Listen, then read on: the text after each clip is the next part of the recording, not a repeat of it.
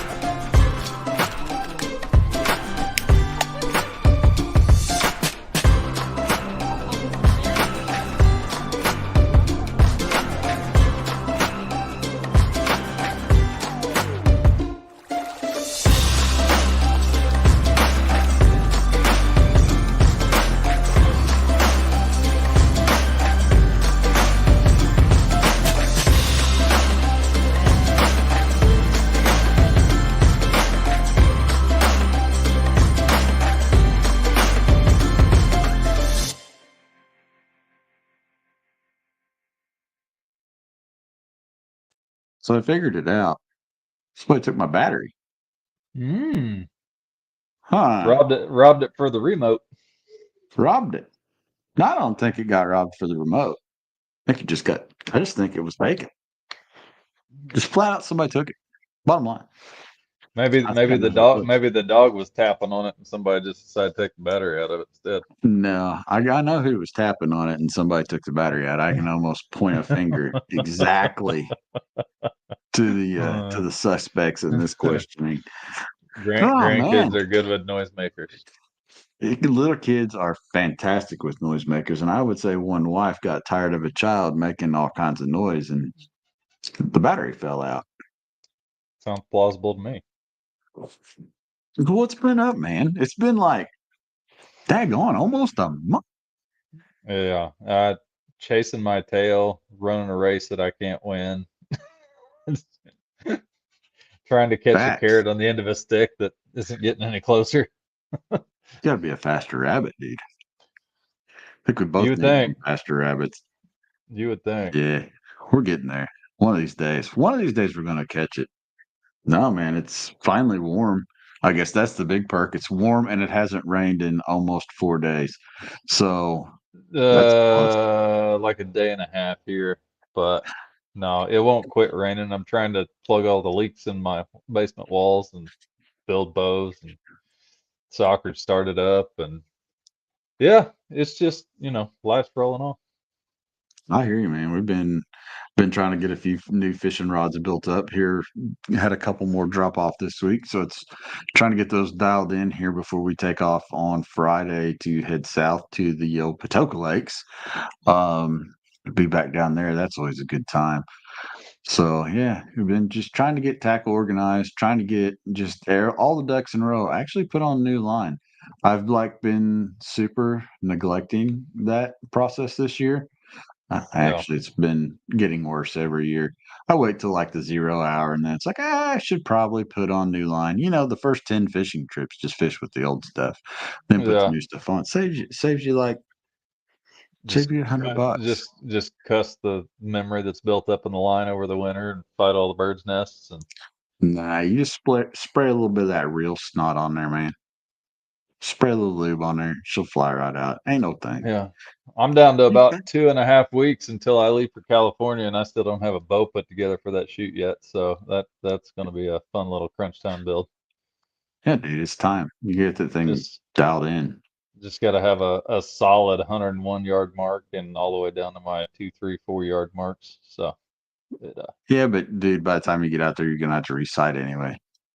not out there. Last year it was dead on when I got there. So You can't beat that.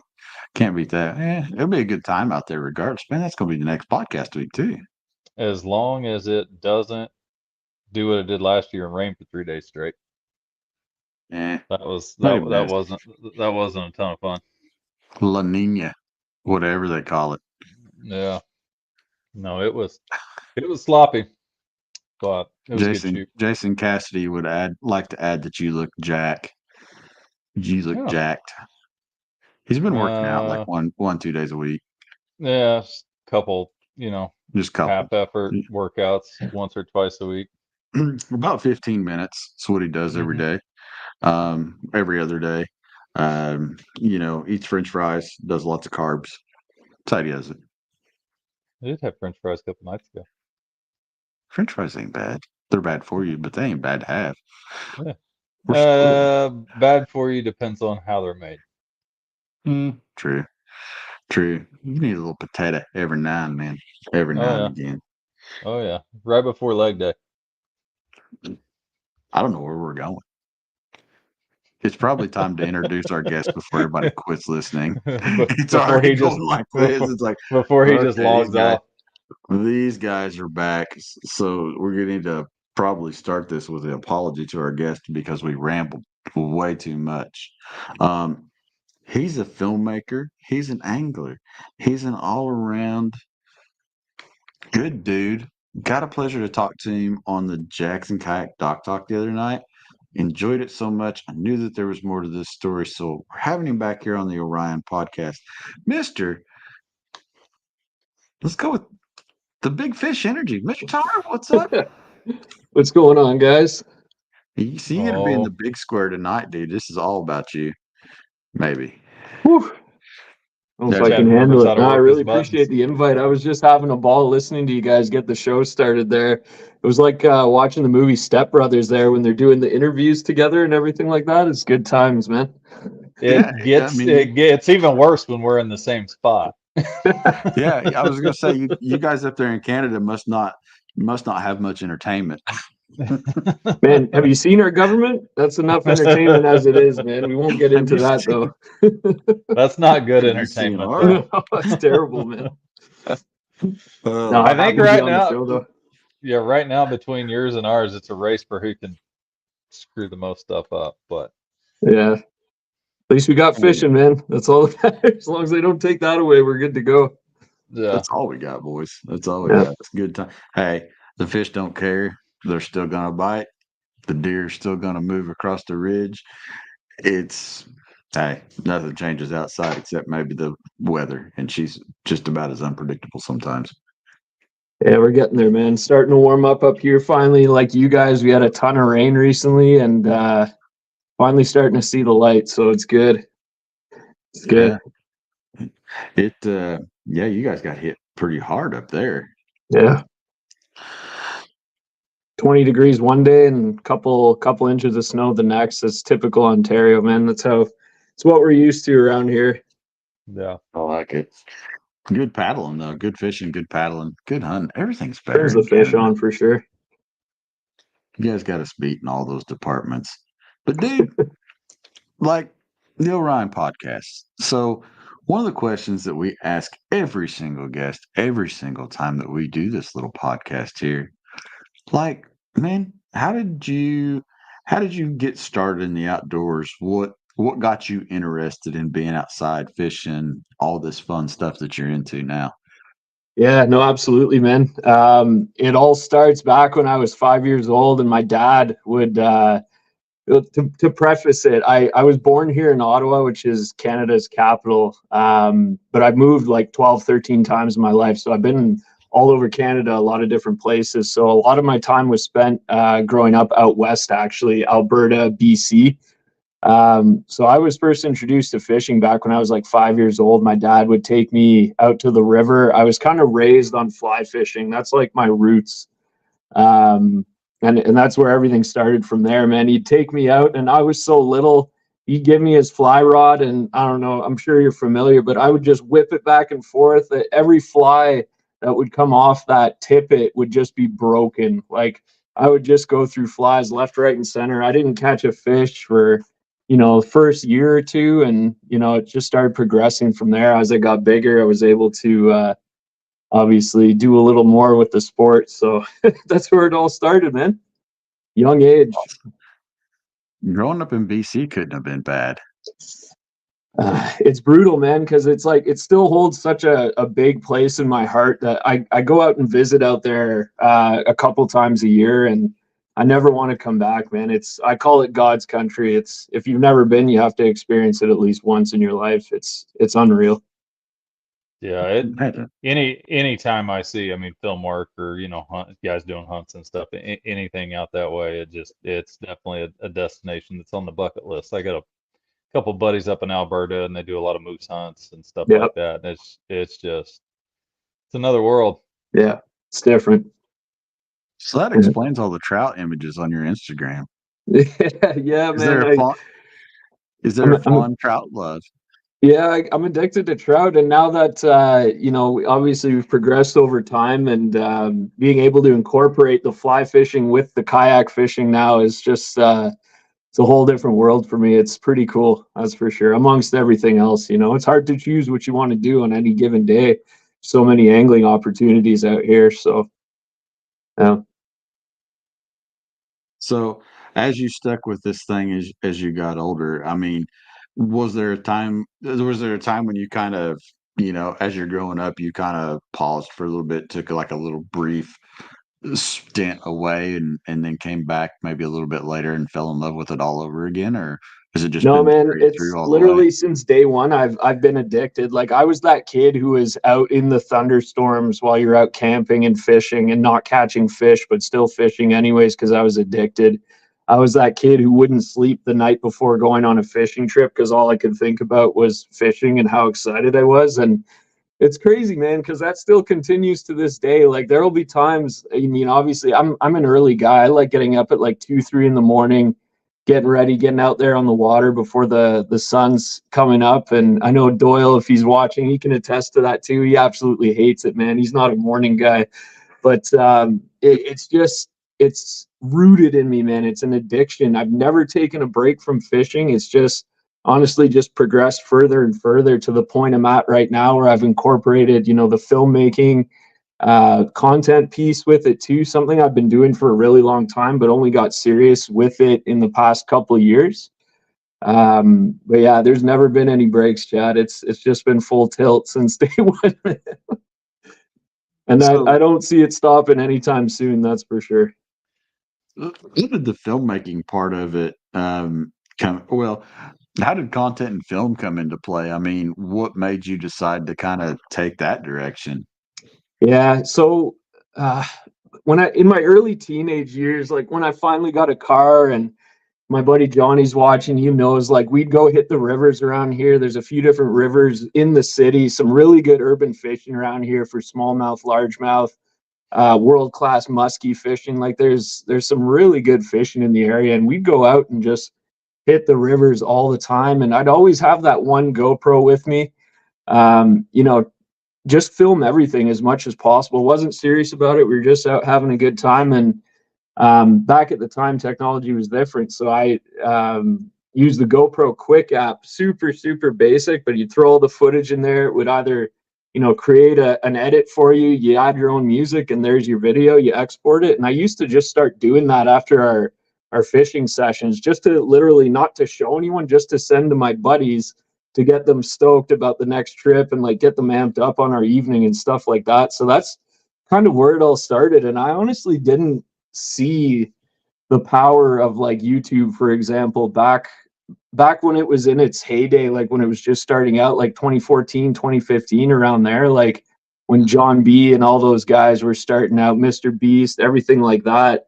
I didn't even think about that at the time. And a couple of years ago, I was, I watch fishing videos all the time on YouTube, and I'm just like, why don't I do this? Like, I could just do this, no expectations, just jump into it. I didn't know much about the fundamentals of filmmaking and things like that at the time. I'm really lucky to have some really good buddies, in my life who I've learned a lot from. Ryan Pizzacalla, shout out, Doyle Smith, obviously, a few other guys as well. And I've tried to soak in so much along the way that I'm at the point now where I've kind of developed my own style and, comfortable with the editing and, all the fundamentals of filmmaking, and as much as possible, obviously trying to learn all the time. But yeah, it's really just snowballed and progressed over time. Started as something super basic and just went from there. Man.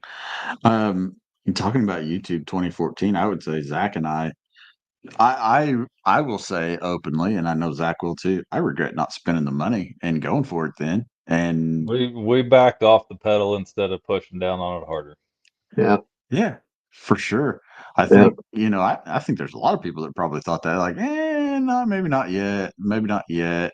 I think a lot of people wait till the time's right. And man, wish I'd have started in 2014. I know it would have been you just didn't realize like what kind of money you could be making at this point. It's like Oh, buying crypto back when that was starting, it's like, man, I should have done that. But you know what? The time is now, and there's no better time than now. That's the way I look at it. Don't live in the past, just got to move forward. So yeah. Yeah, and I don't even think at the time we were looking at it as like an income source as much as we were like brand deals and maybe mhm. eventually we had this grand idea to like build a network of shows and different things like that. But yeah, we didn't even I don't think at the time realize like the financial side of it was going to be as Yeah. substantial as it was. It would have been huge by now. Oh, yeah. And I think, like you said, that technology was still really new, and it's amazing how far it's come. But when you look at that technology, when you started piecing things together, how was that? Like when you launched your first video, do you ever look back at it and go, man, that was horrible? I don't think you're any YouTuber, man. I think that whoa, there goes all my lights. Hold on. I think that's the case for every YouTuber. I was gonna say, man, it's so funny you say that though. I was literally just watching one of my first videos the other day. I was going through like the first couple of them just for fun, and man, they're bad. They're so bad, but it's kind of cool to look at in a sense because you can see how much you've progressed, and you look at that journey from then and to now, and it's just a really good feeling. Yeah. It's cool in a sense, but man, cringy though. Oh, Yeah, yeah. I Oh yeah. usually feel that way by the time I'm exporting and edit. I'm like, this sucks at this point. Like, I just I trash don't it and even want Yeah. to start put over. this out, man. Yeah, Zach, basically. Zach and Doyle carry some same similarities, Tyler. Zach is that guy that will send you the edit every now and then and just be like, I don't know if it's ready yet. What do you think? Yeah, And you watch it and you're like, dude, just send it. He's like, I don't know. And then yeah, I he'll think I need to fester back over to for a square couple one. days. Yeah. And then he sends it again and you watch it again. It's like, just send it. I just chuck it and ask for that's it. forgiveness Yeah, on later. to the next. But no, it's tough though, man, because it's like you put so much into it, and it's like a vulnerability thing too. It's like Hmm. you can't let because there's a lot of trolls out there. There's a lot of people who are going to criticize, and you kind of just have to drown out the noise and just focus on what you're doing. Yeah, There's no, 100%. Like, and I don't even I'm my own worst critic, so I could care less what anybody Hmm. else is saying or yeah, thinking. I've already picked it apart 10 ways to Sunday by the time they even get to put their little comment on on social media. So, but no, you're right. I mean, there's so many keyboard warriors and basement dwellers out there firing off their own opinions that that it can be a pretty negative space at times. But Well, and to that, tournament fishing can be a very negative space as well. And I mean, when you look at someone that is a creator and does these things, they're just as I mean, it's just as deep a love and a passion for it. And it is, I mean, when you go out, you are competing with Mother Nature. So, yeah, I think there's a lot there, man. It's how there do you is. feel? How do you feel like when you set up to go and film for a day, Tyler? Like compare that to, I don't know if you've done any tournaments or any type of things like that, but kind of compare and contrast maybe a little bit on the differences between the two, being Yeah, a I creator honestly versus. haven't Sorry, I didn't mean to interrupt you. No, no, you're fine. I was rambling. It's what I do Oh, it's best. to cut you off, man. Yeah, no, it's I haven't done too many tournaments in a sense. I actually only really got into kayak fishing about 2-3 years ago, to be honest with you. We'll jump into that in a bit there. I could tell you about that, but honestly, it's evolved over time. In the beginning, it was like I need to make a video at it at all costs, man. Like no matter what happens tonight, I got to make a video, and I put a lot of pressure on myself to produce something just for the sake of producing something. And over time, I've sort of learned that, story is king, and taking your time. And, if something doesn't, I mean, it's fishing. I say it all the time. Like, it's not like we're filming product reviews in our basement. You know what I mean? Like, the fish don't cooperate a lot of the time. So you really have to be able to adapt and just work on putting that story together, and really, start building that community that you're trying to build, and like-minded people. And I wish I had like the contrast to reference. I am entering a bunch of tournaments this year, kayak bass tournaments, which I'm really excited about. That'll be a cool little adventure on the side for me, because I am quite competitive when it comes to that sort of thing. So that'll be interesting. But yeah, no, it's just been an evolution over time, just to slow down, really get those shots, take your time, and just enjoy the process. I find so many times, like, a lot of the times I have to remind myself, like, you love doing this, man. Like, why are you stressing out right now? Like, you need to calm down. Remember that this is fishing. You're doing it because you love fishing, and you can't let the content thing and, like, numbers or subscribers or whatever get in the way of that. Got to remind myself. Are you self-filming? Are you self-filming most of the time? Am I self-filming? Oh, all the time. Yeah, I mean, from time to time, like Doyle and I and Ryan, we fish quite often together. So it's kind of nice when we do, because we'll take turns actually filming each other and getting shots for each other and stuff like that, and photos, which is nice. But, like, my base has always been doing it all myself. So, I've spent hours just learning how to use Premiere Pro, like working on getting faster with that and just more effective, and developing my own style over time. I think the count, I'm at 125 videos on the YouTube channel. So, we got a good little base of content there, really starting to learn what I enjoy putting together, and, different types of projects and stuff like that. I really want to start branching out and doing things for other people as well, too. I've learned through this process that I just love creating stuff, and being able to be the one behind the camera, filming someone else, and getting really creative with the shots and movement, and just my own vision is something I've learned to really enjoy. So I think that might be in the future as well. Yeah, it's a lot nicer when you can just focus on working behind the camera, and you're not having to try and set up shots and be the subject, and make sure framing's right, and framing it where you can crop in and create some movement. And I mean, it's just the self-filming side of it is exponentially difficult. It's tough, man, for sure. Yeah. A lot of failures. There's going to be a lot of times where, like you said, you look at a project and go, man, like, I'm just going to put this out, forget about it, and move on to the next one. But you never know what resonates with people.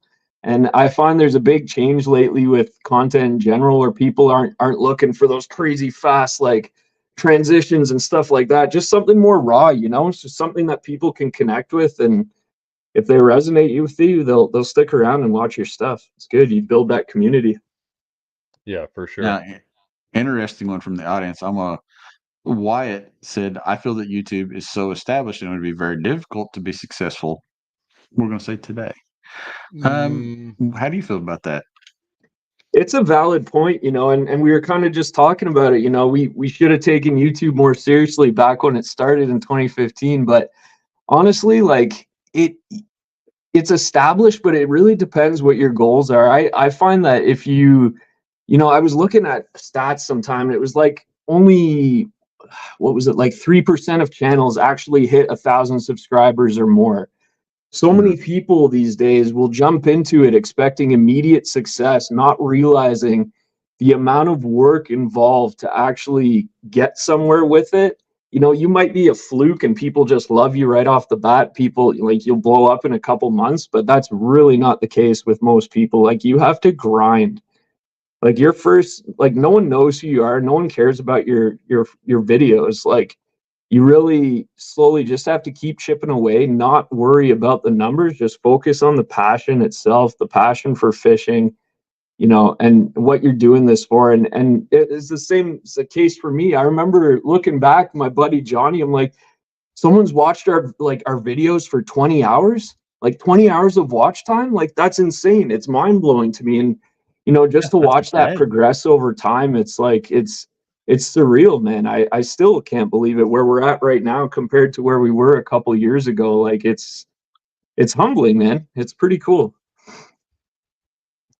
Yeah, I think a That's big part of it these days too, from what I hear. I mean, there's a lot more aspects to the YouTube game than what there once was too, with the algorithms and now with shorts and shorts Yeah. basically being reels on Instagram. And I've been hearing there's a lot of emphasis on shorts because a lot of people will just get on there and burn through a bunch of shorts rather than watching long form content where you or I or Chad, we're jumping on there looking for something 12 15 minutes.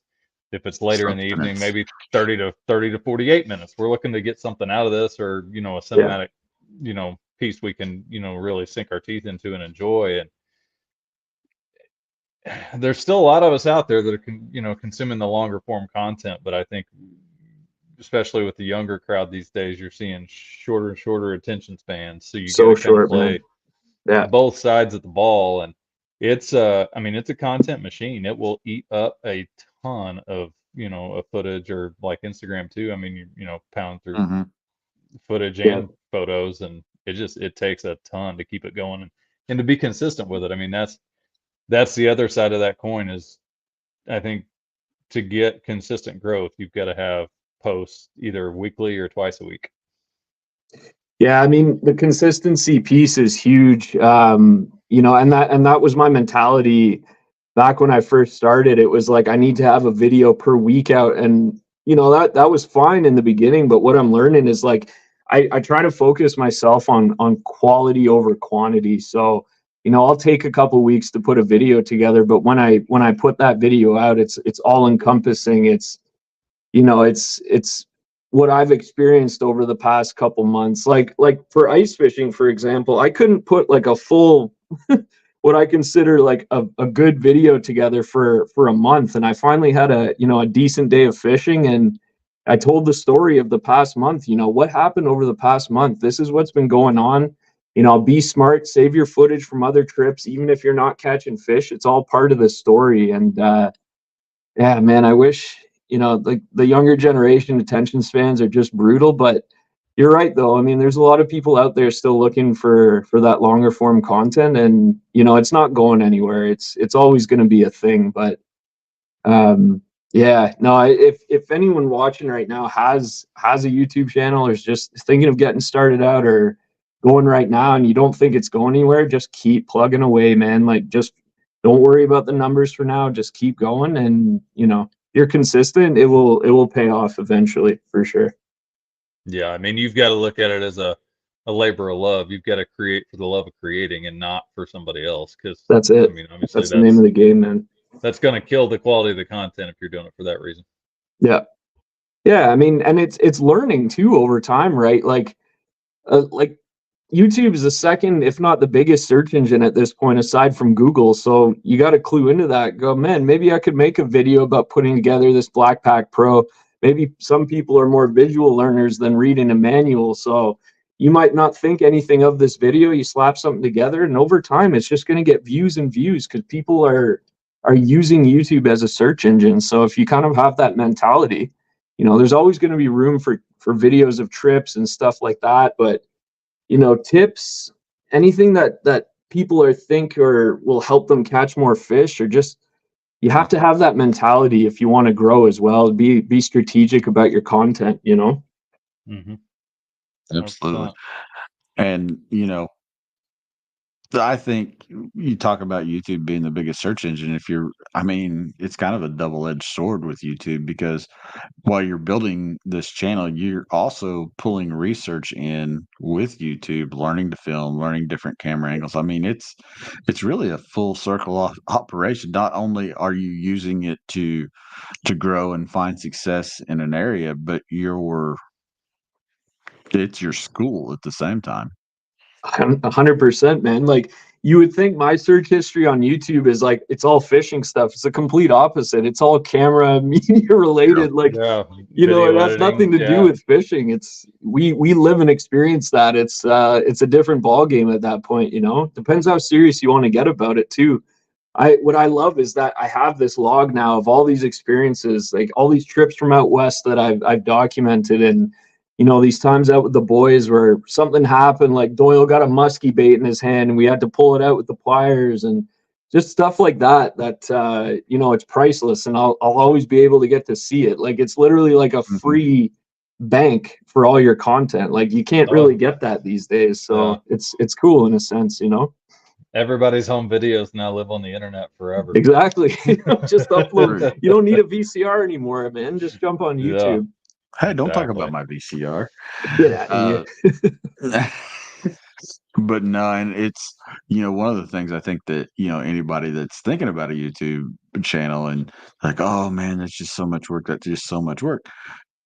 Yes, it is, but the content for your other places that come from self-filming yourself and taking the steps to do this process it's unimaginable. I mean, you can create a video, and the amount of content that you have that you can pull from that one video, it's insane. I mean, it can be a month's worth of photo and video clips if you wanted it to be.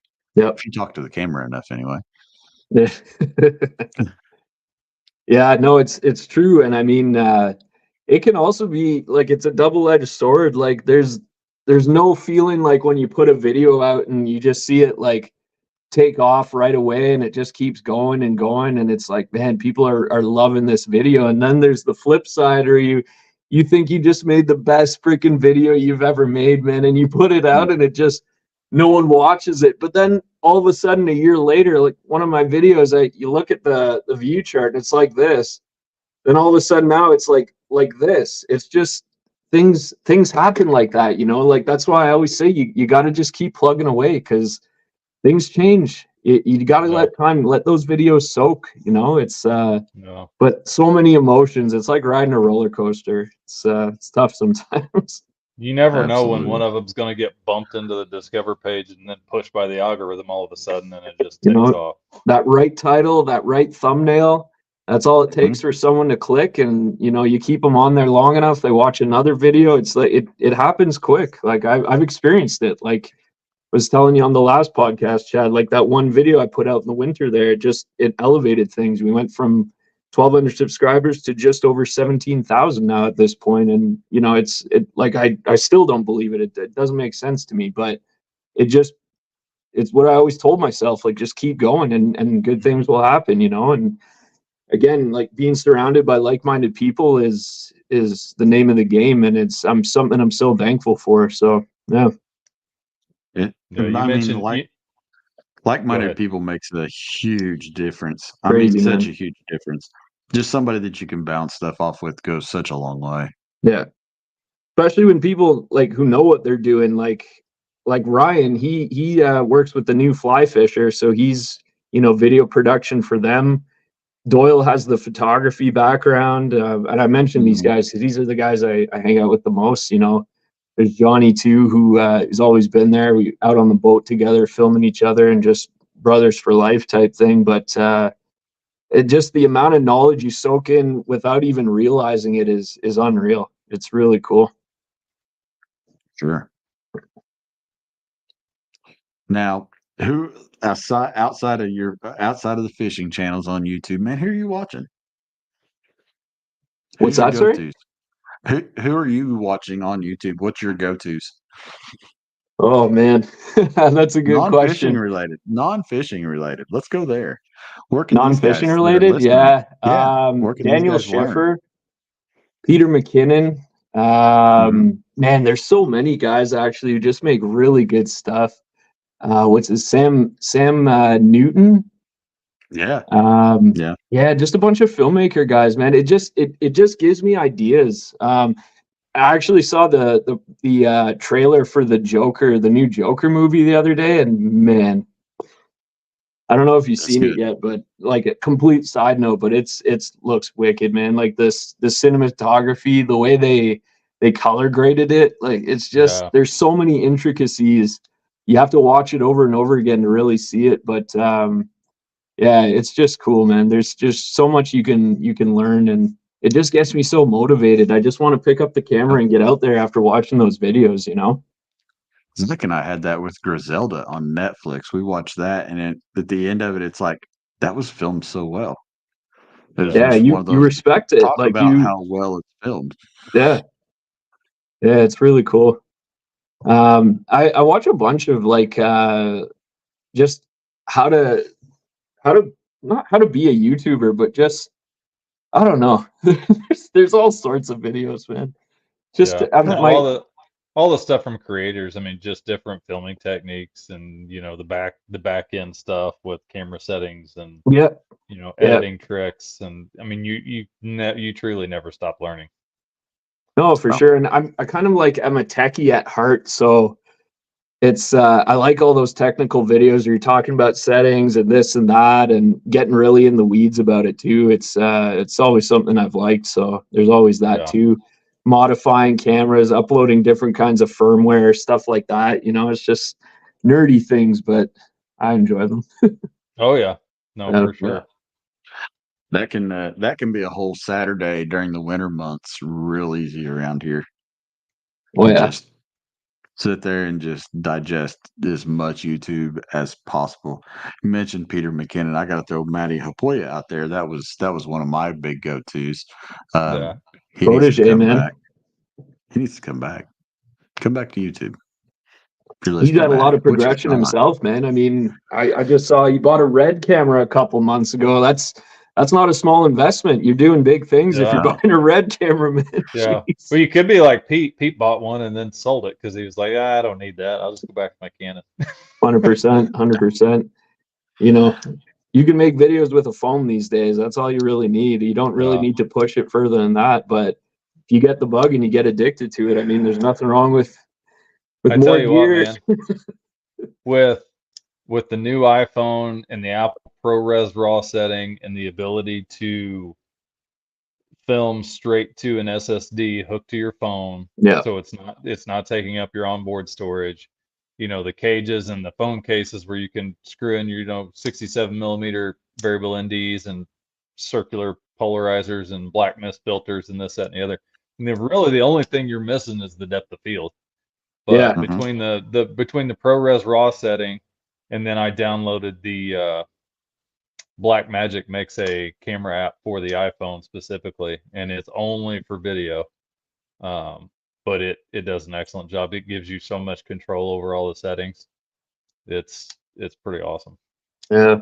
I have an S23 Ultra. I'm a Samsung guy, but like it's a content beast. Like the things this phone can do, but so much gear. I always forget about how good the quality is on the phone, and then I'll quickly film something just to it's easier to grab the phone than to grab the camera at the front of the Kayak. And I'm like, man, why don't I use this more often? It's nuts. Like it's such good quality. It's pretty cool that we've come this far, With good lighting and the right settings, it does look pretty solid. That's it. That's all you need. And you got a lot of companies out there like Small Rig and some of the others really making a lot of stuff for your phone, so you can hold it better, attach microphones better, just do all kinds of things better with your phone than you've ever been able to do. Yeah. I was just on the Polar Pro website the other day, and I'm trying to talk myself into that phone case they've got specifically. The cart's ready to go, eh? I know. It's deadly, I know. man. I'm like a $90 phone case, like really, but just to have the cover over the lenses, it's a business expense, right? Yeah, business expense. Sounds good. Exactly. It's a write-off, man. It's a write-off. Yeah, we have become that short. It's a write-off. It's a write-off. Man, let's circling back though. Like, how did you get into kayak fishing? Obviously, fly fishing and the different things. I mean, what brought you into kayak fishing as part of this journey? Yeah, no, absolutely. So I was always a bank fisherman. Like growing up, I never had a boat.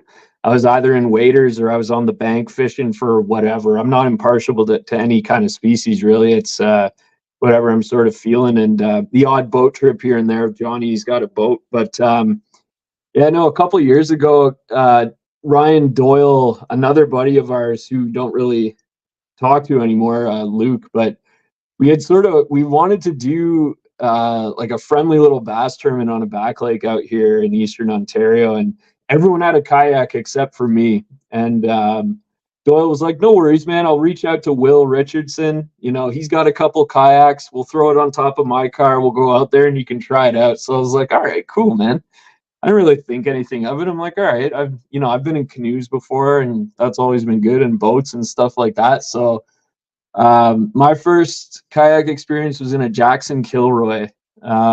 Really cool little boat, man. I must say, it's a little bit of a different experience than your typical sit on top because you're sitting in the boat. But man, I hit the water, and I remember because I was filming that day, and I went back and watched the footage, and I didn't win the tournament. It was brutal. I didn't catch too many fish, but all I could see in the footage was just me talking to myself about how epic it was to be out on a kayak and just what I could do with it. Like, just the ability to go anywhere on the lake. It feels good to be paddling and just to get into these tight spots of the kayak. And like, I became addicted immediately. Like, I knew I needed to get my own kayak. So I did a little research, and I ended up getting the Jackson Bite, like first generation Jackson Bite. Great little boat. I call it the Hot Tamale. I still have it. I just pulled her out of the backyard today, actually.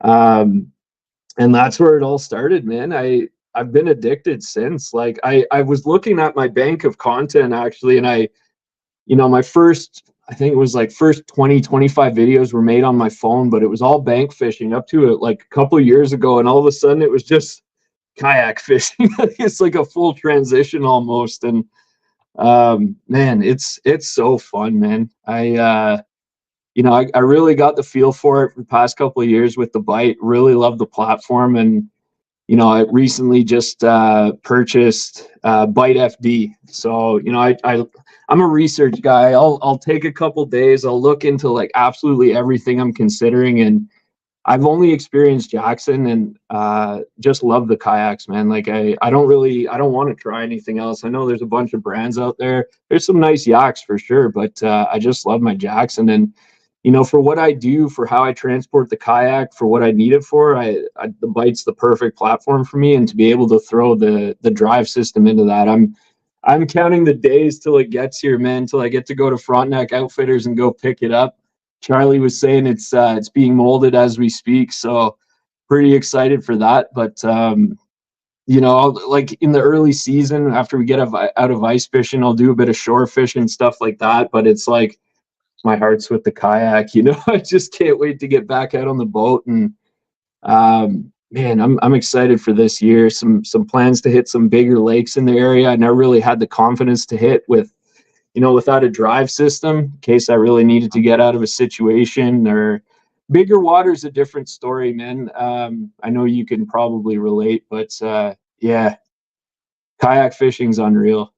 It's unreal. Yeah. It's, you don't have to use gas. The only gas you're using is what you're using to get out there in your vehicle. And man, it's fun, man. It's just too good. And dude, to be honest with you, I mean, that's what hooked Zach and I. I mean, the first time I remember we went and picked up our kayaks at the department store, we'll call it. We literally drug them down the hill to that pond around Zach's parents' house. And that was our first day in the boats.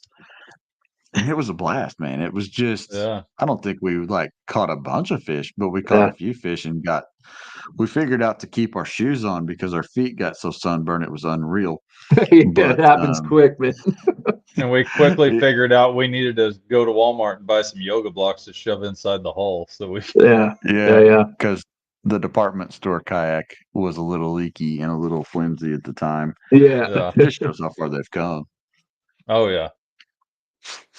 But no, man, it was really cool, and to test some of the boats that we've all had the luxury to test, like the Bite FD, talking about it, and the regular Bite. So, I mean, they're not huge platforms, but man, they do so much so well. Versatile. Yeah, I mean, there's a comfort level with them, and you feel like you're almost on a stand-up paddleboard in a way, just the way that the deck sits and everything. Oh, it's just yeah. a cool feeling little boat. Yeah, and It's not bad at all. I love standing up and fishing. So like I'll be standing on my kayak more than I'm sitting in the day. And it's just so stable, man. Like I remember when I first got up there and started standing on it, you're just like, oh, you don't even want to move, you know? And then by the end of that session, you're just rocking back and forth on it. Like, it's crazy, man. It's so cool. And I had no idea of how, and it's even evolved since a couple years ago, but just like, it's like having a little bass boat, man. Like Yeah. I had no idea that companies were making kayaks like this specifically for fishing. Like I always thought, the typical like sit inside kayaks and no attachment points, just not made for fishing. But when I discovered this world and was introduced to it and just saw like what's involved, I was like, man, this is unreal. Like this is what I've always wanted my whole life. Like I'd always dreamed about having a boat, and now I have my own little boat. I can fully customize it the way I want to, and it's crazy. It's awesome. Yeah. And That's talking about one of the first times we put our eyes on a Jackson, or maybe even the first time we were in a Jackson was up there at the Boat Sport and Travel, and we put all three of us on a big rig. And after we did that, we were kind of like, all right, these things are pretty serious at this point. Like, I think this is the route we can go. Yeah. It changed our view and our future forever. Just getting comfortable in a kayak, it was just like we thought it looked cool, and then it was like, holy cow, it's something we got to do. Yeah. But talking about rigging for fishing, but as a YouTuber, my gosh, these boats are rigged for filming. There's a lot of potential. There's a lot of possibilities, man. Yeah, I mean, with camera boom arms and the different things like that, I mean, you don't even have to be an angler. If you're just a traveling YouTuber with a vlog series where you freaking live in a van, I mean, the attachment points to keep your vlog going are insane with what you can do with the kayak of all sorts. Yeah, and just even like getting it just creative with the angles and stuff. Like, obviously, you're on a boat. There's only so far you can go, but with creativity, man, I guess sky's the limit, really. Yeah. Yeah, Wyatt with the Take Two. That's a cool boat, man. Being able to turn a tandem boat into like a fully dedicated like NAR type fishing boat. That's pretty cool. All these guys turning them into fishing boats, man. I like that. That's cool. Oh man, and talk about that boat compared to the NAR. That boat, when I set the Take Two and my NAR on the trailer side by side, it absolutely dwarfs the NAR. And the NAR's a big boat. Yeah. I've never seen a Take Two in real life. I don't know how like actual big it is. So it looks big in the pictures, but yeah, I can imagine. And you put it into perspective there just now. So yeah, I've seen a NAR. It's bigger, wider. It's longer, wider, taller. Gosh, it's just big. It's a big boat. It is big boat. And my gosh, it's stable. You can literally push down on one side of it. It's got so much volume in it. It wants to shove the whole hull right back up out of the water. Right back, eh? Yeah. Oh, that's cool. It's neat. Definitely worth a try if you ever get to go over to Frontenac and try one out, man. It's fun. It's a neat boat. Yeah, definitely this year. Try couple different boats out just to experience it, you know. I'd like to try something with a motor too. That'd be pretty cool. We'll start with the paddle drive and go from there, though. Hey, I'm excited for that Mark II, man. Seen some videos. She's pretty quick. It is. It's amazing how fast that boat is with that drive. It'll crawl up a river. You'll be impressed. You'll be impressed. Yeah, I'm stoked, man. It's gonna be good. I'm looking forward to seeing. I think your YouTube channel is going to change up a little bit. You're going to be going out, definitely hitting some different places that you probably hadn't thought about before. Yeah, there's a lake in the area called Big Rito Lake, and it's renowned for the size of fish in there, man. Like, it's like St. Lawrence River. Like, the smallmouth in there are mutants. Like, they don't even make sense, you know. And this lake's like that too. But I've always kind of shied away from it because of the paddling aspect, and you know, it can get nasty pretty quick out there. It's a big lake, but definitely feeling confident going out there this year and really amping things up. So. And it'll be good for tournaments too, the virtual tournaments. So it'll be kind of a cool hand-in-hand piece, be able to document both at the same time, you know? And it'll be interesting. Are you going to film while you're fishing some of these tournaments? Oh yeah. That'll be fun, dude. Oh yeah. That'll be fun. Yeah, no, I'd like to document it for sure because so many guys are getting interested in it now, and a lot of people haven't taken the plunge yet. Like, I mean, I've been holding back and just been watching buddies do the tournaments and stuff like that. And it's not like it's crazy serious. I mean, it's virtual tournament, but there's still that level of competitiveness where you want to be number one, you know? So it's going to be a bit of incorporating how I like to fish, tips and stuff like that, along with the tournament piece. So it should be interesting. I'm excited for it. Dude, I'm excited to watch and see how it all comes together. I Yeah, think, buddy. those travel vlogs and the series like that, I think are a lot of fun on the big boat side. And like you said, there's not a lot of that really in the kayak side. You get a little bit of it, but not really a whole lot of, really turn it into a vlog style series. Yeah. They're No, usually it's pretty true. short and sweet. Yeah, like it's its own little niche really in the fishing world. And I've sort of, I do fishing videos, but it's all types of stuff. I mean, like lately, unless it's the winter and we're ice fishing, it's mainly been kayak stuff. But I still, there's the odd time I'll still like to fish from the bank, like go do some urban fishing here in the city. You'd be amazed how many quarries and rock pits have big old nets. It's just so cool finding little spots like that. It's such a cool feeling. So that's always going to be a part of what I do. But man, the kayak fishing is just, it's addictive, man. Yeah. So what do you got? What do you got next? I mean, what's the future look like for you as far as what you're planning on? Are you you know gonna keep rolling with the YouTube and get it as big as you can? I mean, what's the future look like? Yeah, no, for sure, man. I just found out my AdSense pin is on the way in the mail, which is really exciting. I mean, it's always been a dream of mine to make some sort of money from doing what I love, and that's fishing. So being able to get to this point now with YouTube it's such an accomplishment, and for me that it's just even more motivation to keep going hard and keep evolving the videos and just continuing to build the community, man. I find it so cool that you're putting your own videos out there, and anyone from the world can watch and make a comment and follow what you're doing. And I just think that's so cool. So yeah, there's no stopping. If anything, we're just going to go harder now. I really want to get to the point where I do it full time, to be honest with you. Right now I work for a telecommunications company here in Canada by day as a public sector account executive. And then, I look at YouTube as like my side job type thing. I put just as much effort into that, if not more, that I do my regular work. So man, being able to do that full time would be just the coolest thing in the world. So that's the next goal, essentially. I don't know how that will come together and how it will work. I'll have to see how things go as we progress, but that's the goal for sure. Yeah.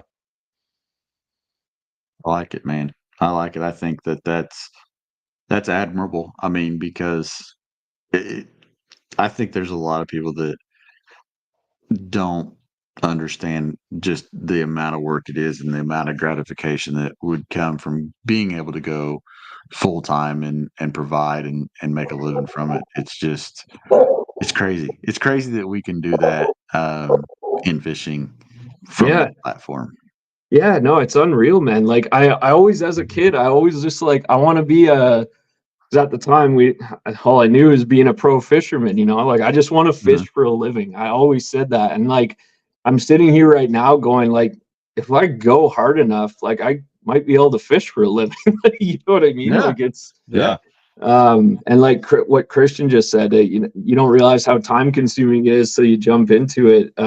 It's so true, man. Like, especially if you're putting your heart and soul into it and you're really focusing on all the little details in the video, like we talked about the last podcast, spending a couple hours just adding sounds in to enhance the video and just every little detail, man, and really just trying to make your next video better and better and keep evolving over time. It takes a lot out of you. You work a full day, 8 hours, and then you put another 8 hours in editing, or you're going out fishing, you're filming all day, and like it never ends, man. It's constant, like constant. You have to keep going, and you have to enjoy it, because if you don't, you you will do, burn you out. really You will do, burn and out that's why very, so very many people quickly. quit, man. They don't realize how much work it is, and they don't see success right away, and they just quit. So for Yeah. those who stick it out, man, you'll feel the rewards eventually. You'll feel success for sure, whatever that looks like to you, you know. Well, Yeah. dude, and that's the same way with like either the hunting or fishing industry. People come out guns blazing, man. They buy all the stuff. Yeah. They hit all the events. They're at this, they're at that. They've got a YouTube channel. They're going to be the next big thing. And a year later, it's like, what happened to Jimmy? He got Where's burned Jimmy, out, dude. man? He's at home. Little Jimmy. He sold it all. Yeah, I know for sure. And it's important to take breaks too. Like when you're going this hard on it, it's just like anything else. Like you can get burnt out, and there's been times, over the past couple of years when I've recognized that like I need to take a break, and that's not a bad thing, man. Like, being consistent is one thing, but your mental health and the motivation to do what you love to do, if you're all of a sudden lacking that, like you got to take a step back and evaluate, take a little time, separate yourself, and then come right back into it, the filming aspect at least, you know what I mean? So Yeah. I mean, yeah. even the bigger guys like Maddie and Pete, we mentioned. I mean, you see them take breaks for 2-3 weeks at a time sometimes, because Oh yeah. creativity gets stale. You've got to step away from it and do something different to hopefully come back and bring something new into what you're doing, and to be able to spark some new creativity and new Yeah, no, looks, new it's definitely styles, new important. techniques. Yeah. Yeah. Yeah, But because it's like no, man, it's like like any other job. It can still be exactly. done. Yeah, no, for sure. But the best part is when you can combine vacations with creating content. Like last fall there, I went down to the Bahamas for a week and a half, and oh man, that's a different world, man. I brought down 2 travel rods with me, some medium travel rods, and like I was getting bitten off like butter on like 80, 100-pound fluoro and barracudas just right offshore behind the hotel. It's like stuff like that. Like, yeah, man, you can't beat that. Those types of experiences. That's what it's all about in the end. You only live once, and it's all about those experiences that you have. Being able to document them and share them with others is just a bonus. So, Yeah. And you said it perfectly. And we get one trip around. There's no do-overs. There's no nothing. You don't want to be that 80-year-old dude that's sitting there going, man, I just wish I'd have done this. I wish I'd have done. You don't want to be me and Zach sitting here going, I wish we'd have spent a little extra money in 2014, 2015. yeah, It's Yeah. it's good to do it now. yeah, no, Ed. for sure, and no regrets. I mean, I'm thinking about buying a kayak. Buy it, man. Like if you're good, like just buy it. Like do your research and just buy it. Like I more than ever, I've just been thinking about that, and you just gotta live, man. That's what it's all about. So go out and do it. Yeah. Take your spin and go. Yeah, Man, what I love in this conversation is like I can see as we've progressed through this, like how much more fired up you've gotten since we started. Like you're ready to go now. no, man, seriously, man. I've noticed it too. Like I feel like a kid in a candy store right now, man. Because a lot of the time, you get caught up in the day to day, and you like being able to answer these questions and reflect on the past and where you started, where you are now, and like when you first got into kayak fishing, it just triggers so many memories. And oh man, it's so, I feel like I drank a Red Bull right now. Like I'm freaking out, you know what I mean? Like it's just a good Love it. feeling, man. It's cool. That is awesome. That's the way it's supposed to feel. I mean, Zach's getting ready to head out to Reading to go to a big archery shoot. I've Yeah, got that's sick. a deal this weekend where I'm going to be. Technically, it's work, but Yeah, technically, my event this weekend is work for the USA Bass and JK Trail. But it's like at the same time, like I'm fired up to go. Like it's kind yeah, of like Heck yeah, man. as this week progresses, it's like let's go. yeah, Cameras are charged. Let's go. Drone's been charged for like 4 days now, which is a world record. It's been charged so much that the batteries have drained themselves a little bit, and you got to recharge them again. Yeah, that's exactly Don't you hate where we're that? at, man. Oh Don't you man, hate that? you think you're fully charged, you get out there, each battery's at like 60%. You got Yep. 15 minutes of fly time. It's like sweet, Mhm. man. Yeah, No perfect. battery worse than the Glad I battery bought that worse fly than more A72. combo. Yeah. Yeah, Just keep feeding Fly- the batteries. Yeah. Yeah, but I must say though, like especially in my area here, because this is where I live, Ontario. The kayak fishing community is tight, man. It's a really good group of people. If you're watching, you've ever wanted to, jump into it, I highly suggest it. Everyone's super supportive, and everyone just wants to see everyone have a good time and just succeed and help each other out, learn, and it's just a cool community to be part of. So yeah, pretty happy about that. Lucky. awesome, man. Yeah. Wyatt is informing us that it's only Tuesday. Hush. Tuesday's on, almost man. over, Wyatt. Tuesday's almost Tuesday's over. dude. This is like Wednesday at noon. Almost hump day, man. It's almost halfway through hump day. We're over. Nah, man, that's awesome. It makes like just being able to feed off your big fish energy, and dude, that's awesome. I appreciate it, man. It's so funny because the fiance, she's been incredibly. I don't know if she'll end up watching this, but the amount of support I get from her, man, like it's absolutely unreal. Like when I'm down, she lifts me up, and I have to give a shout out to her. She's always, I'll say bye like lightly in the morning when I'm leaving at like 2 a.m. She's always go get, I'm sending you all the big fish energy. She always says it, man. It's always such a good start to my day. And oh man, it just reminds you that there's just there's worse I don't know what I'm trying to say, but like if you're having issues or you're stressing out about something, just put it aside, man, and just look at the positives in life and what's around you and everything like that, and just move forward and have a good time. So I had to mention her though, just because of the amount of support she's given me, and never complaining when I'm going out like fishing 5, 6, 7 times a week. Like it's just constant support, and it's helped me get to where I am now. So I'm super thankful. Yeah. It sounds like you've chose well, because that's a very important support system to have. Yeah. So you don't always get it, man. I've been through a fair amount of girls in the past, and it's not always been the case. So, I noticed you say fiance, so this one is the keeper. Yeah, we're actually getting married later this fall there in November. So gearing up for that this year as well. A lot going on this year, man. It's going to be a big year for sure. Congrats I'm on excited that. for you, dude. Yeah. Cheers. Appreciate it. So as we get ready to close this thing out, dude, I want you to, number one, thank anybody that you need to thank, sponsorship, people that help you out.